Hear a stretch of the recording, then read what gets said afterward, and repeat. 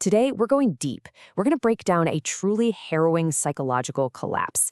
It's a story all about how a person's entire world can just shrink and shrink until it's no bigger than the dark, cramped space inside their own head. So let's get into it. And boom, this is where we start. Before anything bad even happens, before he's trapped by anything other than himself, this is what our main character, Warren, says to his own reflection. It's the biggest clue of all. The war isn't coming from outside. Nope, it's already raging within him. Right, so you've got to understand, before Warren is physically trapped in a basement, he's already a prisoner in his own life. He's completely hemmed in by addiction, by grief, and by this state of being, well, permanently stuck. His life hit a wall a long, long time ago. I mean, just look at this. This slide really paints the picture of what's going on inside his head. The guy's 39 years old, but his bedroom is basically a time capsule from his teenage years. You got the video game posters, the comic books, even Spider-Man sheets. He's literally living in the wreckage of a life he never really started, ignoring his mom's calls and kicking off his day with a warm, flat beer. It's just a perfect image of total decay. And this right here shows you his daily battle. His bathroom mirror is just plastered with sticky notes.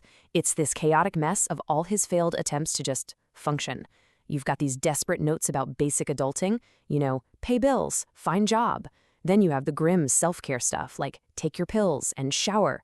And right in the middle of all that chaos, you see it. That one little note in girly handwriting. I love you. It's like a ghost just hanging over everything he does. Okay, so let's get to the turning point.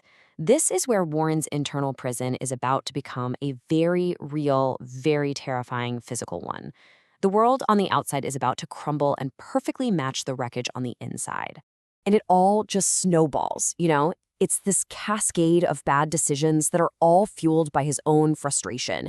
An argument with his mother sends him down into the basement on this really sad mission. He gets annoyed, he gets careless, he starts kicking boxes around, hits his head, and then it happens. A deep rumble, a crash. The whole foundation shakes. And just like that, click.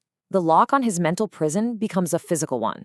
The door to the crawlspace slams shut, debris piles up, and the way out is just gone. The metaphor is now his reality. So what's the first thing he does in this moment of pure panic? He accidentally smashes his only light. And as soon as he's thrown into total darkness, his deepest fears just come pouring out. See, at first, it's not even about the physical danger. It's about the darkness and being alone. The very things he was already fighting with upstairs are now his literal physical reality.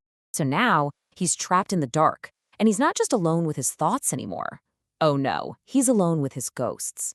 This is the part of the story where reality, memory, and hallucination all start to bleed together until you just can't tell them apart. The way light is used here is it's brilliant. It's this incredible visual metaphor for his sanity. Think about it. He starts with some sunlight filtering through his blinds. Then it's down to a single, fragile light bulb. Then a flashlight that's already dying. Each light source is weaker and less reliable than the one before, until he's left with the pathetic, fading chemical glow of a cheap glow stick. As the light fades, so does his mind. Right? It's a big question. What actually happens when there is nothing left to see except for what's already inside your own head? Well, for Warren, the psychological darkness just rushes in to fill that void. And, it brings company. In the pitch black, he finds a small plastic toy skeleton. A cheap little Halloween decoration. But in the total darkness, its faint glow-in-the-dark paint makes it the only thing he can see. And it quickly becomes so much more than that. It basically becomes the physical form of his own fractured mind, a conversation partner for his own despair.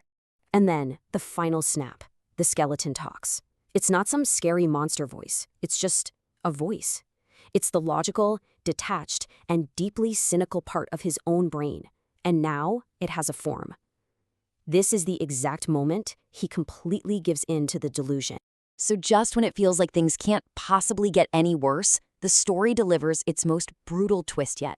After days in absolute darkness, he hears a sound from above. It's faint at first, but then it's unmistakable. Voices, footsteps. It's a rescue crew. And you can just feel it, can't you? That explosion of pure, desperate joy. He's screaming, he's banging on the ceiling, he's laughing with relief. It's over. He's saved. For one single, shining moment, there is hope. And this is the absolute gut punch. He is screaming his lungs out that he's alive, but the rescue crew, hearing absolutely nothing through all the rubble, just marks the area as clear, they move on. He is alive, but he has officially been declared dead. His isolation is now complete. It's irreversible. That moment just shatters him. The fight is over. He shifts from this desperate struggle for survival to a very methodical acceptance of his own fate. He starts planning his end. And look how chillingly logical this all is.